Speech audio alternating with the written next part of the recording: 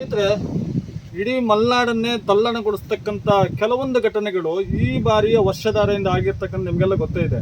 ಅದರಲ್ಲಿ ಬಹುಮುಖ್ಯವಾಗಿ ನಮ್ಮ ಮಲೆನಾಡಿನ ಭೂಕುಸಿತದ ವರದಿ ಇಡೀ ಮಲೆನಾಡನ್ನೇ ತಲ್ಲಣಗೊಳಿಸಿರ್ತಕ್ಕಂಥದ್ದು.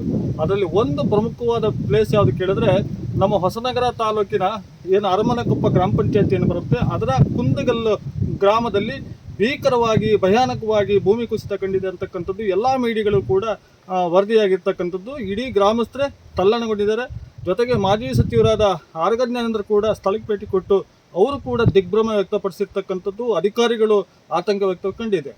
ಇದು ಅದೇ ಪ್ಲೇಸಲ್ಲಿ ನಾವಿದ್ದೇವೆ. ನಮ್ಮ ಜೊತೆಗೆ ನಮ್ಮ ಮಲೆನಾಡಿನವರೇ ಆಗಿರ್ತಕ್ಕಂಥ ನಮ್ಮ ಉದಯ ಸಾಗರ್ ಕೂಡ ನಮ್ಮ ಜೊತೆಗಿದ್ದಾರೆ. ಅವರು ಕೂಡ ಇದನ್ನು ನೋಡಲೇಬೇಕು ಹೇಗಿದೆ ಅಂತ ನಿಟ್ಟಿನಲ್ಲಿ ಅವ್ರು ಬಂದಿದ್ದಾರೆ. ಅವ್ರು ನೋಡ್ತೀವಿ, ಅವ್ರನ್ನ ಕೇಳೋಣ. ಸರ್ ಹೇಳಿ, ನೀವು ಇಂಥ ಪ್ಲೇಸ್ ಕಡೆ ಜಾಸ್ತಿ ಹೋಗ್ತಾ ಇರ್ತೀರಿ. ನೀವು ಮಲೆನಾಡು ಅಂದರೆ ನಿಮಗೆ ಭಾರಿ ಅಪ್ಯಾಯಮಾನ, ಭಾರಿ ಇಂಟ್ರೆಸ್ಟ್ ಆಗಿರ್ತಕ್ಕಂಥ ಒಂದು ಪರಿಸರ. ಏನು ಅನಿಸ್ತಾ ಇದೆ? ನಾವು ಹೆಗಲತ್ತಿ ಸ್ಲೈಡ್ ಆದಾಗಲೂ ಕೂಡ ನಾವೆಲ್ಲ ನಮ್ಮ ಸ್ನೇಹಿತರು ಆ ನಂತರವೂ ಮತ್ತು 1 ವರ್ಷ 2 ವರ್ಷದ ನಂತರವೂ ಅದನ್ನು ಅಬ್ಸರ್ವ್ ಮಾಡ್ತಿದ್ವಿ. ಆ ಸ್ಲೈಡು ಇಲ್ಲಿಗೆ ಹೋಲಿಸ್ಕೊಂಡ್ರೆ ಕಂಪ್ಲೀಟ್ ಡಿಫ್ರೆಂಟ್ ಆ ಥರದ್ದೊಂದು ಒಂದು ಜಾಗ ಅದು. ಬಟ್ ಇಲ್ಲಿ ನೋಡಿದ್ರೆ ತುಂಬ ಭಯಾನಕವಾಗಿದೆ. ಅಂದರೆ ಸಾಮಾನ್ಯ ಬಿರುಕುಗಳಲ್ಲ. ನೀವು ಆ ಕಡೆ ಅಲ್ಲಿ ಹೋದರೆ ನಮಗೆ ದೂರದಿಂದನೇ ನಿಂತ್ಕೊಳ್ಳೋಕೆ ಅಷ್ಟು ಕಷ್ಟ ಆಗುವಂಥ ಒಂದು ಇದಿದೆ. ನಾವು ಈಗ ಬಹಳ ಮುಖ್ಯವಾಗಿ ನೋಡಿ, ಒಂದು 2 ವಾರದ ಹಿಂದೆ ನಾನು ನಿಮಗೆ ಕೃತಜ್ಞತೆಗಳನ್ನು ಹೇಳಬೇಕು. ಯಾಕಂದರೆ ಯಾವಾಗಲೂ ನಮಗೆ ಈ ವಿಷಯಗಳು ನೀವು ಮೇಲ್ವರೆಗೂ ನೀವು ಮುಟ್ಟಿಸ್ತಿರುವಂಥದ್ದು, ನೀವು ನಿಮ್ಮ ತಾಲೂಕಿನ ಸಮಸ್ಯೆಗಳನ್ನು, ಅದರಲ್ಲೂ ಕೂಡ ಇಂಥ ಸಮಸ್ಯೆಯನ್ನು ಕರೆಕ್ಟಾಗಿ ನೀವು ಅದನ್ನು ಬಿಂಬಿಸಿದರೆ ಮಾತ್ರ ಅದು ಬೇರೆಯವರಿಗೆ ಅರ್ಥ ಆಗುತ್ತೆ. ಬೆಂಗಳೂರಲ್ಲಿ ಕೂತ್ಕೊಂಡವ್ರಿಗೂ ಅರ್ಥ ಆಗುತ್ತೆ, ಶಿವಮೊಗ್ಗದಲ್ಲಿ ಕೂತ್ಕೊಂಡವ್ರಿಗೂ ಅರ್ಥ ಆಗುತ್ತೆ. ಅದನ್ನು ನೀವು ಮಾಡಿದ್ರಿ. ನನಗೆ ನಿಮ್ಮ ವರದಿ ನೋಡಿಬಿಟ್ಟೆ ನನಗೆ ಅನಿಸ್ತು ಇದು ಬಹಳ ಭಯಾನಕವಾಗಿದೆ ಅಂತ. ಆ ಫೋಟೋ ಎಲ್ಲ ನೋಡಿದೆ ನನಗೆ ಇಲ್ಲಿ ಬಂದಾಗ ಇನ್ನೂ ಅನಿಸ್ತಾ ಇದೆ ಸಿಕ್ಕಾಪಟ್ಟೆ ಭಯಾನಕ ಅಂತೇಳಿ ನಾನು ಅಲ್ಲಿಗೆ ಬಿಟ್ಟೆ. ಒಂದು 2 ವಾರದ ಹಿಂದೆ ನಮ್ಮ ಅರಣ್ಯ ಸಚಿವ ಈಶ್ವರ್ ಖಂಡ್ರೆ ಅವರು ಒಂದು ವರದಿಯನ್ನ ಕೇಳಿದ್ರು ಅಧಿಕಾರಿಗಳಿಗೆ. ಅಂದ್ರೆ ನಮ್ಮ ಪಶ್ಚಿಮ ಘಟ್ಟದ ಧಾರಣಾ ಸಾಮರ್ಥ್ಯ ಎಷ್ಟಿದೆ, ಅದನ್ನ ಕ್ಯಾರಿಂಗ್ ಕೆಪಾಸಿಟಿ ಅಂತ ಕರಿತೀವಿ. ಆ ಆಧಾರದಲ್ಲಿ ನಾವು ನೋಡೋದಾದ್ರೆ ಈ ಸಕಾಲಿಕವಾಗಿ ನಾವು ಇದನ್ನ ಅವಲೋಕನ ಮಾಡ್ಬೋದು. ನೋಡಿ, ಇದು ಈ ಗುಡ್ಡ, ಮೇಲ್ಗಡೆ ಗುಡ್ಡ ನಾನು ಸಾಮಾನ್ಯವಾಗಿ ಬಿರುಕು ಬಿಟ್ಟಿರೋದು ನೋಡಿದೆ. ಅಂದ್ರೆ ಈ ಸಾಮಾನ್ಯ ಬಿರುಕುಗಳು ನೀವೇನು ಕಾಣ್ತಿದ್ದೀರಲ್ಲ ನೋಡಿ, ಇದು ಈ ಬಿರುಕುಗಳನ್ನ ನೀವು ಇಲ್ಲೆಲ್ಲರೂ ಬಂದ್ಬಿಟ್ಟು ಯಾರಾದ್ರೂ ಹಂಗೆ ಹೋಗ್ಬಿಟ್ರೆ ನಿಮಗೆ ಇದು ಏನೂ ಅನ್ಸೋದಿಲ್ಲ. ಇಲ್ಲಿಂದ ಮುಂದಕ್ಕೆ ಇರೋದು ಒಂಥರ ಪ್ರಳಯ ಆದಾಗೆ, ಒಂದು ಭೂಕಂಪ ಆದಾಗೆ ಅನ್ಸುತ್ತೆ. ನೀವು ಬನ್ನಿ ಒಂದ್ಸರಿ ನೋಡಿ. ನೋಡಿ ಇಲ್ಲಿ ಎಷ್ಟು ಆಳವಾಗಿ ಇದಿದೆ ಅಂತಂದ್ರೆ ನೀವು ಅದನ್ನ ನೋಡಿದ್ರೆ, ಒಳಗಡೆ ನೋಡಿದ್ರೆ ಗೊತ್ತಾಗುತ್ತೆ. ಹೆಚ್ಚು ಕಡಿಮೆ ಅದು ತಳವನ್ನು ಕಾಣಬಹುದೇನೋ, ಅದು ಹೆಚ್ಚು ಕಡಿಮೆ ಮಣ್ಣು ಸ್ವಲ್ಪ ಕವರ್ ಆಗಿರ್ಬೋದು, ಅಷ್ಟು ಮಟ್ಟಿಗೆ ಇದಿದೆ ಅಲ್ಲ. ಮೊದಲಿಗೆ ಉದಯಜಿ ಹೇಳಿದ್ರು, ಈಗ ಪ್ರಥಮ ಡೇ ಕೂಡ ಇಲ್ಲಿ ನಾನು ಆಗಮಿಸಿದ್ದೆ. ಬರೀ ಇಲ್ಲಿಂದ ಹೆಚ್ಚಂದ್ರೆ ಒಂದು ಅರ್ಧ ಅಡಿಯಷ್ಟು ಮಾತ್ರ ಬಿರುಕನ್ನು ಕಂಡಿದ್ದು, ಭೂಮಿ ಕುಸಿತವನ್ನು ಕಂಡಿದ್ದು ನಾವು ನೋಡಿದ್ದೇವೆ. ಆದರೆ 2ನೇ ದಿವಸಕ್ಕೆ ಬಂದಾಗ ಹೆಚ್ಚು ಕಡಿಮೆ 1.5 ಅಡಿ ಕುಸಿತ ಕಂಡಿರ್ತಕ್ಕಂಥದ್ದು. ಈಗ ಇವತ್ತು ಬಂದಿದ್ದೇವೆ, ಹೆಚ್ಚು ಕಡಿಮೆ 4 ಅಡಿ ಕುಸಿತ, 4ಕ್ಕಿಂತ ಜಾಸ್ತಿ ಅಡಿ ಕುಸಿತ ಕಂಡಿರ್ತಕ್ಕಂಥದ್ದು. ನೀವು ಈಗಾಗಲೇ ಇಲ್ಲಿ ನೀವು ಬೇಕಾದ್ರೆ ನೋಡ್ಬೋದು. ನೀವು ಈ ಕಡೆ ನೋಡಿ, ಈ ಕಡೆ ಮನೆಗಳು ಕೂಡ ಇದಾವೆ, ಸಮೃದ್ಧವಾದ ಅಡಿಕೆ ತೋಟಗಳು ಕೂಡ ಇಲ್ಲಿ ನಿಮಗೆ ಕಂಡು ಬರ್ತಾ ಇದೆ. ಇಡೀ ಈ ಪ್ರಮಾಣದಲ್ಲಿ ಮಣ್ಣು ಕುಸಿದ್ರೆ ಇಡೀ ಮನೆ ಮತ್ತು ಇಲ್ಲಿಯ ಏನಿದೆ ನಮ್ಮ ತೋಟ ಸರ್ವನಾಶ ಆಗುತ್ತೆ. ಅದು ಇದಕ್ಕೆ ಏನಾಗಬೇಕಾಗಿದೆ? ಈಗ ಇದನ್ನು ತಡೆಗಟ್ಟಕ್ಕಂತ ಸಾಧ್ಯ ಇಲ್ಲ. ಉದಯಜಿ, ಮುಂದೆ ಏನ್ ಮಾಡ್ಬೇಕು? ಅಧಿಕಾರಿಗಳಿಗೆ ಏನ್ ಕ್ರಮ ತಗೋಬೇಕಾಗಿದೆ? ಈಗ ಫಸ್ಟ್ ನಮಗೆ ಇಲ್ಲಿರುವಂತ ಜನರ ಸೇಫ್ಟಿ ಇಂಪಾರ್ಟೆಂಟು. ಅವ್ರಿಗೆ ಅಧಿಕಾರಿಗಳೀಗ ಏನು ಅಂತಂದ್ರೆ, ಈ ಶಿವಮೊಗ್ಗದಲ್ಲಿ ಕುತ್ಕೊಂಡಿರೋದು ಯಾರೋ ಒಬ್ಬ ಇದು ಭೂ ವಿಜ್ಞಾನಿ ಬಂದ್ಬಿಟ್ಟು ನೋಡ್ಕೊಂಡು ಹೋಗೋ ಪ್ರಶ್ನೆ ಅಲ್ಲ. ಇದು ಮೇಲ್ಗಡೆಯಿಂದನೇ ಕಳಿಸ್ಬೇಕು. ಇದು ಕನ್ಸರ್ನ್ ಡಿಪಾರ್ಟ್ಮೆಂಟ್ಗಳು. ಈಗ ಫಾರೆಸ್ಟ್, ಈಗ ನಮಗೆ ಪಶ್ಚಿಮ ಘಟ್ಟ ಈಗ ವರದಿಯ ಬೆನ್ನಲ್ಲಿ ನೋಡಿದ್ರೆ ನಮ್ಮ ಅರಣ್ಯ ಸಚಿವ ಈಶ್ವರ್ ಖಂಡ್ರೆ ಅವರು ಈಗಾಗಲೇ ಮಾಡಿರೋದ್ರಿಂದ ಈಗ ಅವರು ಕೂಡ ಅಧಿಕಾರಿಗಳನ್ನ ಈಗ ಫಸ್ಟ್ ಇಲ್ಲಿಗೆ ಬರಬೇಕು. ಆ ಅಧಿಕಾರಿಗಳು ಏನಿದಾರಲ್ಲ ಅವರು ಈಗ ಫಸ್ಟ್ ನೋಡ್ಬೇಕಾಗಿರೋ ಪ್ಲೇಸೇ ಇದು ಅಂತ ನನ್ನ ಅನಿಸಿಕೆ. ಫಸ್ಟ್ ಉದಯಜಿ, ಈಗ ಏನ್ ಕೇಳಿದ್ರೆ, ಈ ಭೂಕುಸಿತ ಮಹತ್ವ ಮತ್ತು ಪರಿಣಾಮಗಳು ಇವತ್ತು ಕೂಡ ಸರ್ಕಾರ ಅರ್ಥಕೊಂಡಿಲ್ಲ ಅಂತ ನನ್ನ ಭಾವನೆ. ಯಾಕೆ ನಾನು ಇದು ಮಹತ್ವವಾಗಿ ಪರಿಗಣಿಸ್ಬೇಕು ಅಂತ ಕೇಳಿದ್ರೆ, ನಿಮಗೊಂದು ಮಾತು ಹೇಳ್ತೀನಿ. ಕೆಲವೇ ವರ್ಷಗಳ ಹಿಂದೆ ನಿಮಗೆಲ್ಲ ಸಾಕಷ್ಟು ದೊಡ್ಡ ಮಟ್ಟದ ಸುದ್ದಿಯಾಗಿತ್ತು.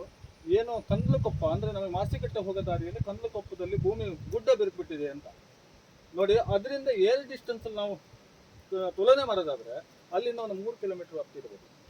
ಮತ್ತು ಇನ್ನೊಂದು ಅಚ್ಚರಿ ಬೆಳವಣಿಗೆ ಕೇಳಿದ್ರೆ, ಇದು ಮತ್ತೆ ಆ ಗುಡ್ಡದ ಬಿರುಕಿದೆಯಲ್ಲ, ಅದರ ಸನಿಹದಲ್ಲೇ ಚಕ್ರ ಮತ್ತು ಸಾವಯವ ಡ್ಯಾಮ್ ಇದೆ, ಜಲಾಶಯದ ಹಿನ್ನೀರಿದೆ. ಇವೆಲ್ಲವನ್ನು ಪರಿಗಣಿತ ಕಂಡಾಗ ಈ ಬಿರುಕು ಮಹತ್ವದಾಗತ್ತೆ ಇಲ್ವೇ? ಅಲ್ಲ, ನಿಜವಾಗ್ಲೂ ಇವೆಲ್ಲವೂ ಹೋಲಿಸ್ಕೊಂಡ್ರೆ ನಮಗೆ ಇದು ತುಂಬಾ ಆಘಾತ ಅಂತ ಬಹಳ ಭಯಾನಕ ಅನಿಸ್ತದೆ ಇದು. ಯಾಕಂದ್ರೆ ಈಗ ನಾನು ಪ್ರತಿ ಸರಿನೂ ಏನಂತಂದ್ರೆ ಈಗ ನಾನು ಮೊದಲೇ ಮೆನ್ಷನ್ ಮಾಡ್ದಂಗೆ ಹೆಗಲತ್ತಿ ಅಂತ ಒಂದು ಬರೀ ಗುಡ್ಡ ಜರಿದಿರೋಂಥದ್ದು, ಅದು ಇಬ್ಬಾಗ ಆಗಿದ್ದು ಒಂದೇ ಒಂದು ಸೌಳಾಗಿತ್ತು. ನಾನು ಆ ಇಬ್ಬಾಗ ನೋಡಿದಾಗ ಆ ಇಬ್ಬಾಗವನ್ನ ಒಂದೇ ಸೌಳಲ್ಲಿ ನಾನು ನೋಡಿದ್ದೆ. ಆದ್ರೆ ಇಲ್ಲಿ ಹಂಗ ಆಗ್ತಿಲ್ಲ. ಇದು ಈ ಹಣ್ಣನ್ನ ಕಟ್ ಮಾಡಿ ಹಿಂಗೆ ಪೀಸ್ ಮಾಡಿ ಇದನ್ ಮಾಡ್ತಾರೋ ಅಗಲ ಮಾಡ್ತಾರೋ ಹಂಗಾಗಿದೆ. ಹಂಗಾಗಿ ನಿಮಗೆ ಏನು ಈಗ ನಮ್ಮಲ್ಲಿ ಪವರ್ ಕಾರ್ಪೊರೇಷನ್ಗೆ ಅನುಗುಣವಾಗಿ ನಮ್ಮಲ್ಲೆಲ್ಲ ಏನು ಡ್ಯಾಮ್ಗಳು ಮಾಡಿದೇವಲ್ಲ ಅವುಗಳಿಗಾಗಿ ಈಗ ನೋಡಿ ಈ ತರ ಆದಾಗ ನಮಗೆ ಇದೇ ಬಲವಾದ ಒಂದು ಗುಡ್ಡ ಕುಸಿದು ಬಿದ್ದಾಗ ನಮಗೆ ಅಲ್ಲಿ ಡ್ಯಾಮ್ಗಳಿಗೆ ಖಂಡಿತ ಸಮಸ್ಯೆ ಆಗುತ್ತೆ. ಇದನ್ನ ಸರ್ಕಾರ ಏನಾಗಿದೆ ಅಂತಂದ್ರೆ ಯಾವ ಡಿಪಾರ್ಟ್ಮೆಂಟ್ ಇದನ್ನ ಮಾಡುತ್ತೆ ಅಂದ್ರೆ ಗಮನ ಹರಿಸುತ್ತೆ ಅಂತ. ಈಗ CM ಲೆಕ್ಕ ಇದರಲ್ಲಿ ಈ ತರದೊಂದು ನಮಗೆ ಸಮಿತಿಯನ್ನ ಅವರ ಒಂದು ಇದರ ಡೈರೆಕ್ಷನ್ ಅಲ್ಲಿ ಇದೊಂದು ಕಮಿಟಿ ಆಗ್ಬಿಟ್ಟು ಇದಾಗಬೇಕು ಅಂತ ನನ್ನ ಅನಿಸಿಕೆ. ಯಾಕಂದ್ರೆ ಯಾವ ಡಿಪಾರ್ಟ್ಮೆಂಟ್ ಮಾಡುತ್ತೆ? ಈಗ ಇದೇನು ರೆವಿನ್ಯೂ ಬರುತ್ತಾ, PWD ಬರುತ್ತಾ, ಇಲ್ಲ ಈಗ ನಾವು ಕಂಡ್ರೇಡ್ ಇಟ್ಕೊಬೇಕಾ? ಈಗ ನಮಗೆ ಗೊತ್ತಾಗಲ್ಲ. ಈಗ DC ವರದಿ ಕೊಡ್ತಾರೆ. ಈ ಹಿಂದೆ ನಮ್ಮ ಅನಂತ ಹೆಗಡೆ ಅಶೀಶ್ವರ ಅವರು ಈ ಹೆಗಲತ್ತಿ ಸೇರ್ಬಿಟ್ಟು ಒಂದಿಷ್ಟು ವರದಿ ಕೊಟ್ಟರು. ಅದು ಎಲ್ಲೂ ಹೋಯ್ತು ವರದಿ ಅಂತಾನೆ ಗೊತ್ತಿಲ್ಲ. ಈಗ ಮತ್ತೆ ಕಂಡ್ರೆ ಅವ್ರು ಬಂದ ತಕ್ಷಣ ಈಗ ಧಾರಣ ಸಾಮರ್ಥ್ಯ ಅಂತ ಒಂದು ವರದಿ ಮಾಡಿದ್ರು. ಇನ್ನು 2 ವರ್ಷ ಬೇಕು ಅಧಿಕಾರಿಗಳಿಗೆ, ಯಾಕಂದ್ರೆ ಅವ್ರು ಬರಲ್ಲ. ಅವ್ರಿಗೆ ಇಲ್ಲಿ ಅವ್ರಿಗೆ ಹಾಕಿದ್ರು, ಆದೇಶ ಕೊಟ್ಟರು ಬರೋದಿಲ್ಲ. ಇವೆಲ್ಲ ತುಂಬಾ ಇಮಿಡಿಯೇಟ್ ಆಗಿ ಆಗ್ಬೇಕು ಅಂತ ನನಗೆ ಅನ್ಸುತ್ತೆ. ಏನ್ ಗೊತ್ತಾಗೋದು, ಕಳೆದ ವರ್ಷ ಇದೇ ಪ್ರಮಾಣದಲ್ಲಿ ಭೂಮಿ ಕುಸಿದಂತ ಸಂದರ್ಭದಲ್ಲಿ ನೋಡಿ, ನೀವು ಕಂಪೇರ್ ಮಾಡಿ, ಕಳೆದ ವರ್ಷ ಇದೇ ಪ್ರಮಾಣದಲ್ಲಿ ಭೂಮಿ ಇಲ್ಲಿ ಕುಸಿದಿದೆ ಮತ್ತು ಈ ವರ್ಷನೂ ಕೂಡ ಅದೇ ಪ್ರಮಾಣದಲ್ಲಿ ಭೂಮಿ ಕುಸಿದಿದೆ ಅಂತ ಅಂದ್ರೆ ಕುಸಿತದ ಪ್ರಮಾಣ ಎಷ್ಟಾಯ್ತು ಅಂತ ನಾವು ಯೋಚನೆ ಮಾಡಬೇಕು. ಕಳೆದ ವರ್ಷದ ಮತ್ತು ಈ ವರ್ಷದ ಪ್ಲಸ್ಸೇ ಮಾಡ್ಬೇಕು, ಬಿಟ್ಟರೆ ಅದು ಮೈನಸ್ ಮಾಡೋಕ್ಕಾಗೋದಿಲ್ಲ. ಆ ಅಂತರದ ಕುಸಿತ ಈ ಭೂಮಿ ಖಂಡಿತ ಇಲ್ಲ ಅಂತ. ಒಂದೇ ಇಲ್ಲಿ ಬಂಡೆಕಲ್ಲು ಜಾರಿದೆಯಾ ಇಲ್ಲ ಅಂತ ಹೇಳಿದ್ರೆ ಇಲ್ಲೇನೋ ಬೇರೆ ನಾನು ಅಭಿವೃದ್ಧಿ ಕೆಲಸಗಳೇನಾದ್ರು ಇಲ್ಲಿ ತಾಪತ್ರೆ ಆಗಿದೆಯಾ ಅಥವಾ ಬೇರೆ ಏನಾದ್ರು ಭೂಕಂಪನಗಳು ಇಲ್ಲೇನೋ ಸೃಷ್ಟಿಯಾಗಿತ್ತಾ ಇದೆಲ್ಲ ಹೇಳ್ಬೇಕಾದ್ರೆ ಅದು ನೋಡಿ. ಕಳೆದ ಬಾರಿ ಬಂದಾಗನು ಗಣಿ ಮತ್ತು ಭೂವಿಜ್ಞಾನ ಇಲಾಖೆ ಅಧಿಕಾರಿಗಳು ಬಂದರು, ಸಾಗರ AC ಅವರು ಬಂದರು, ಅಥವಾ ತಹಸೀಲ್ದಾರ್ ಬಂದರು, ಅವರ ವರದಿಯನ್ನು ಕೊಟ್ಟರು, ಅಥವಾ ಈ ಸಲನೂ ನಾವು ಮಾನ್ಯ ತಹಸೀಲ್ದಾರ್ ಹೇಳ್ತಿದ್ದಾರೆ ಬೆಂಗಳೂರಿಂದ ಗಣ್ಯ ತಜ್ಞರನ್ನು ಕರೆಸ್ತೇವೆ, ಅವರಿಂದ ರಿಪೋರ್ಟ್ ತರ್ತೇನೆ ಅಂತ. ಅಲ್ಲ, ಕಳೆದ ವರ್ಷದ ಕುಸಿತಕ್ಕೆ ಏನು ರಿಪೋರ್ಟ್ ಸಿಕ್ತು? ಈ ವರ್ಷಕ್ಕೂ ಅದರ ಮುಂದುವರೆದ ಭಾಗ ಅಷ್ಟೇ ತಾನೆ. ಈಗ ಜನಕ್ಕೆ ನೀವು ಕಾರಣಗಳನ್ನ ಅಧಿಕಾರಿಗಳು ಮತ್ತು ಜನಪ್ರತಿನಿಧಿಗಳು ಹೇಳಬೇಕಾಗಿದೆ. ಇದು ಸಣ್ಣ ವಿಚಾರ ಅಲ್ಲ. ನಾಳೆ ಇಡೀ ಮಲೆನಾಡನ್ನೇ ಧ್ವಂಸ ಮಾಡ್ತಕ್ಕಂಥ, ಇಡೀ ಮಲೆನಾಡಲ್ಲಿ ಚಿತ್ರ ಆಗ್ತಕ್ಕಂಥ ಒಂದು ಭೀಕರ ಘಟನೆ ಇದೆ. ಇದ್ರ ಬಗ್ಗೆ ಅದನ್ನ ಒತ್ತಾಯ ಮಾಡಬಹುದು. ಈಗ ಅದೇ ನಾನು ಹೇಳಿದ್ದು, ಈಗ ನೀವು ಹೇಳಿದ್ ಕರೆಕ್ಟ್ ಇದೆ. ಹೋದ್ಸರಿನೂ ಬಂದ್ರು ಎಲ್ಲೋಯ್ತು ವರದಿ ಕೊಟ್ರ ಎಲ್ಲ ಗೊತ್ತಿಲ್ಲ ಅದಕ್ಕೆ. ಅದೇ ಇವ್ರೇನು ಕೊಡ್ತಾರಲ್ಲ ನಮಗೆ, ಮತ್ತೆ ನಾವು ಯಾವ್ದಾದ್ರು ರೂಪದಲ್ಲಿ ತಗೊಬೇಕು. ಈಗ ಈ ಸರಿನೂ ಬಂದಿದ್ರು, ಆ ವರದಿ ಎಲ್ಲೋಯ್ತು? ಇಂಪ್ಲಿಮೆಂಟ್ ಆಗೋದಿಲ್ಲ. ಆಮೇಲೆ ಪದೇ ಮಲೆನಾಡಿನಲ್ಲಿ ಗುಡ್ಡ ಕುಸಿತ ಸಾಮಾನ್ಯ ಅನ್ನೋಲ್ಲಿ ಬಂದ್ಬಿಡ್ತಾರೆ ಅವರು. ಅದೊಂದು ಶರ ಬರೆದ್ಬಿಡ್ತಾರೆ, ಗುಡ್ಡ ಕುಸಿತ ಆಯ್ತು, ಹೆಗಲತ್ತೆಲ್ಲ ಆಯ್ತು, ಇಲ್ಲಾಯ್ತು, ಹೊಸನಗರದಲ್ಲೂ ಆಯ್ತು. ಮಲೆನಾಡಿನಲ್ಲಿ ಮಳೆಗಾಲದಲ್ಲಿ ಗುಡ್ಡ, ಈ ಶಿರಾಡಿ ಘಾಟ್ ತರ ಈ ಸ್ವಯಂಕೃತ ಅಪರಾಧ ಅವರೇ ಮಾಡ್ಕೊಂಡಿರೋದು, ಗುಡ್ಡ ರಸ್ತೆ ಮಾಡ್ಬಿಟ್ಟು ಅಲ್ಲಿ ಗುಡ್ಡ ಕುಸಿತ ಮಳೆ ಬಂತು ಅಂದ್ರೆ ಸಾಮಾನ್ಯ ಅಂತ. ಇದು ಮಲೆನಾಡನ್ನು ಇವರು ಮುಂದಿನ ದಿನಗಳಲ್ಲಿ ಹಿಂಗೆ ಮಾಡ್ತಾರೆ. ಮಳೆ ಬಂತು ಅಂದ್ರೆ ಅದಾ ಗುಡ್ಡ ಕುಸಿತ ಮಾಮೂಲು. ತೋಟಗಳು ನೋಡಿ, ಹೆಚ್ಚು ಕಡಿಮೆ ನಿಮ್ಗೆ ಗೊತ್ತಿದ್ದಂಗೆ ಎಷ್ಟು ಎಕರೆ ಇರ್ಬೋದು ಈ ತೋಟ? ಸಾಧಾರಣ ನಿಮಗೊಂದು ಅಲ್ಲಿ ನೋಡಿ, ಅಲ್ಲಿ ತನಕ ಬಂದಿದೆ. ಈ ಸೌಳಲ್ಲಿ ಸಾಧಾರಣ ನನ್ನ ಪ್ರಕಾರ ಒಂದು 25 ಎಕರೆ ತೋಟ ಜಾಸ್ತಿ ಇರ್ಬೋದು. ಆ ತೋಟಗಳು ಪೂರ್ತಿ ಅವಸಾನ ಆಗ್ತದೆ. ಮತ್ತೆ ಇಲ್ಲಿ ನೋಡಿದ್ರೆ 3 ಮನೆಗಳು ಇಲ್ಲೇ ಕಾಣ್ತವೆ. ಅವರಿಗೆ ಒಂದು ಮನೆಯವರು ಇಲ್ಲಿ ಜಾಗ ಖಾಲಿ ಮಾಡಿ ಹೊಸನಗರದಲ್ಲಿ ಬಾಡಿಗೆ ಇರ್ತಕ್ಕಂಥ ಪರಿಸ್ಥಿತಿ ನಿರ್ಮಾಣ ಆಗಿದೆ. ಆಮೇಲೆ ಇಲ್ಲಿ ನೀವು ಮೊನ್ನೆ ಗೊತ್ತಿದೆ, ಇಲ್ಲೇನು ನೇರ್ಲ ಮನೆ ಅಂತ ಬರ್ತದೆ, ಅಥವಾ ಕುಂದಗಲ್ ಅಂತ ಬರ್ತದೆ, ಮೂರ್ನೀರ ಹಳ್ಳ ಅಂತ ಬರ್ತದೆ. ಇಲ್ಲಿಗೆ ನೆಟ್ವರ್ಕ್ ಸಮಸ್ಯೆ ಬೇರೆ ಇದೆ. ಇಂಥ ಸಮಸ್ಯೆಗಳಾದಾಗ ಯಾರನ್ನು ಸಂಪರ್ಕ ಕೂಡ ಮಾಡೋಕ್ಕಾಗಲ್ಲ. ಇಂಥ ಸಂದರ್ಭದಲ್ಲಾದಾಗ ಇದಕ್ಕೆ ಹೆಚ್ಚಿನ ಒತ್ತು ನಾವು ಹೇಳ್ತೀವಿ. ನಮ್ಮ ಕೇಂದ್ರ ಸರ್ಕಾರ, ರಾಜ್ಯ ಸರ್ಕಾರ, ಹಳ್ಳಿಗಳಿಂದ ದೇಶ. ಯಾವ ಸೀಮೆ ಹಳ್ಳಿಗಳು ಸ್ವಾಮಿ?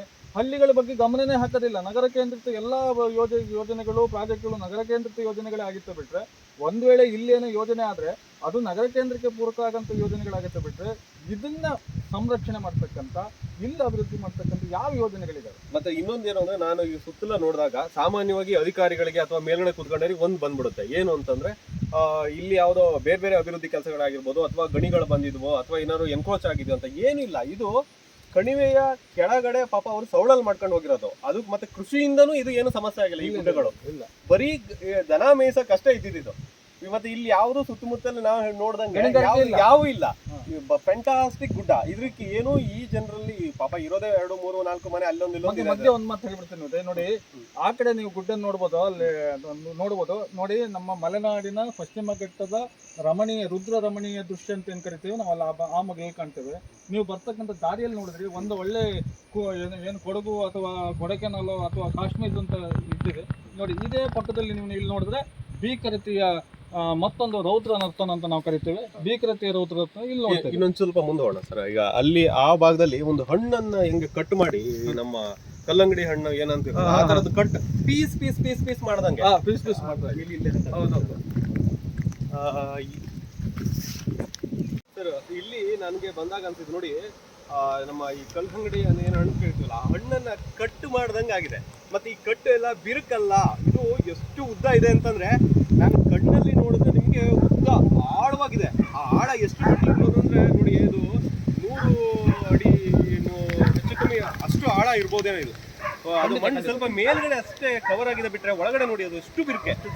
ಅಲ್ಲಿ ಯಾರು ಹೋಗಕ್ಕಾಗಲ್ಲ, ಇಲ್ಲೂ ನಿಲ್ಲಕ್ಕಾಗೋದಿಲ್ಲ, ಅಷ್ಟು ಪರಿಸ್ಥಿತಿ ಸರ್. ಅದೇ ನೀವು ಇಲ್ಲೆಲ್ಲ ಬಂದ್ಬಿಟ್ಟು ಜನಪ್ರತಿನಿಧಿಗಳನ್ನೆಲ್ಲ ಕರೆಸ್ತಿರಲ್ಲ, ನಮಗೆ ಅದೇ ಖುಷಿ. ಅವರು ಸುದ್ದಿಯಿಂದ ಬರ್ಲಿಲ್ಲ, ಪತ್ರಕರ್ತರು ಈ ತರ ನೀವು ಮಾಡ್ಲಿಲ್ಲ ಅಂತಂದ್ರೆ ಖಂಡಿತ ಇಲ್ಲಿ ಬರ್ತಾರೆ. ಒಂದು ಫೋಟೋ ತರ್ಸ್ಕೊಂಡು ಫೋಟೋ ಹಾಕ ಸ್ವಲ್ಪ ನೋಡ್ತೀನಿ, ಫೋಟೋ ಹಾಕ ನೋಡ್ತೀನಿ. ಈಗ ಇದು ಮಾಮೂಲು ಕಣ, ನಮ್ಮೂರಾಗೂ ಹಿಂಗಾಗಿತ್ತು. ಕೋಳಿಕಾಲ್ ಗುಡ್ಡ ಒಂದು ಕೂತಿತ್ತು, ಅಥವಾ ಇಲ್ಲೊಂದು ಹೆಗಲತ್ತಿತ್ತು, ಹಿಂಗೆ ಅಂದ್ಬಿಡ್ತಾರೆ. ಇಲ್ಲಿಗೆ ಬರಬೇಕು ಅಂತಂದ್ರೆ ಈಗ ನೋಡಿ, ನಿಮ್ಮ ಶ್ರಮವೂ ಇದೆ ಸರ್. ಈಗ ನನಗೇನೋ ಭಯ, ನನಗೆ ನಿಲ್ಲಕ್ಕೂ ಹೆದರಿಕೆ ಆಗ್ತದೆ. ಬಟ್ ಇಲ್ಲೊಂದು ಮನೆ ಇದೆ ಪಾಪ, ನೋಡಿದ್ದು ಅಲ್ಲೊಂದು ಮನೆ ಇದೆ. ಅಲ್ಲ, ನಮ್ಮ ಪರಿಸ್ಥಿತಿ ಏನಾಗಿದೆ, ನಗರ ಹೋಬಳಿ ಪರಿಸ್ಥಿತಿ ಏನಾಗಿದೆ ಕೇಳಿದ್ರೆ ಉದಯಗಿ, ಇಡೀ ನಮ್ಮ ದೇಶದಲ್ಲಿ 5 ಡ್ಯಾಮ್ಗಳನ್ನು ಹೊಂದಿರತಕ್ಕಂಥ ಒಂದು ಹೋಬಳಿ ಅಂತ ಏನಾದ್ರು ಇದ್ರೆ ಅದು ಹೊಸನಗರ ತಾಲೂಕಿನ, ಇಡೀ ಹೊಸನಗರ ತಾಲೂಕೇ ದುರದೃಷ್ಟ ತಾಲೂಕು. ಅದರಲ್ಲೂ ನಗರ ಹೋಬಳಿ ಇದೆಯಲ್ಲ, ಅದು ಇನ್ನೂ ಕೆಳಮಟ್ಟಕ್ಕೆ ಹೋಗಿರ್ತಕ್ಕಂಥ. ನೋಡಿ, ಒಂದು ಕಡೆ ಇವಾಗ ಅಭಿವೃದ್ಧಿಗಳು ನಮಗೆ ನಿರೀಕ್ಷೆ ಮಾಡೋಕ್ಕಾಗಲ್ಲ. ನೀವು ಹೇಳಿದ್ರೆ ನಾವು ಏನೋ ಹೈವೇ ನಿರ್ಮಾಣ ಆಗ್ತಾ ಇದೆ, ಹೈವೇನೂ ಕೂಡ ನಮ್ಮನ್ನು ವಂಚನೆ ಮಾಡಿ ಆ ಕಡೆ ನಗರ ಹೋಬಳಿಯನ್ನು ಮುಕ್ತವಾಗಿಗೊಳಿಸಲು ಹೊರತಕ್ಕಂಥ ಕೆಲಸ ಆಗಿದೆ. ಇನ್ನು ರೋಪ್ವೇ ಕಾಮಗಾರಿಗಳು ನಡೀತಿದೆ ಅಂತ ಹೇಳ್ತಾರೆ. ರೋಪ್ವೇ ಕಾಮಗಾರಿ ನಗರ ಹೋಬಳಿಗೆ ಉಪಕಾರ ಆಗ್ತಕ್ಕಂಥ ಯಾವುದಿಲ್ಲ, ಕೊಲ್ಲೂರು ಕೊಡ್ಚಾತ್ರ ಗುಡ್ಡ ಅದು ನಗರಕ್ಕಿಲ್ಲ. ಮತ್ತೊಂದು ಕಡೆ ಈ ರೀತಿ ನಾವು ಪಾತಾಳ ಕುಸಿದ್ರು ಕೂಡ ಅದು ಗಂಭೀರವಾಗಿ ಯಾಕೆ ಪರಿಗಣಿಸ್ತಿಲ್ಲ ಅನ್ನೋದು ನಮ್ಗೆ ಇದು. ಅದೇ ಇಲ್ಲಿ ಜನರು ವಾಸ ಮಾಡ್ತಿಲ್ಲ, ಇವರೆಲ್ಲ ಮೂಲ ಎಲ್ಲಿಂದನೋ ಬಂದವರು, ಇವ್ರನ್ನ ಯಾರೋ ಹಿಡ್ಕೊ ಬಂದವರು. ಎಷ್ಟು ಬ್ಯಾಡ್ ಒಪಿನಿಯನ್ ಇದೆ ಈ ಕಡೆ ಸಿಟಿ ಬೆಂಗಳೂರು ಲೆವೆಲ್ ಆಫೀಸರ್ಸ್ಗಳಿಗೆ ಅಂತಂದ್ರೆ, ಅದೇ ನಾನು ಹೇಳಿದ್ನಲ್ಲ, ಪಾಪ ಇಲ್ಲಿ ಏನೇನು ಇಲ್ಲ, ಗುಡ್ಡದ ತಪ್ಪರಲ್ಲ, ಅನಾದಿ ಕಾಲದಿಂದ ಮನೆಗಳು ಇದಾವೆ ಅಷ್ಟೇ.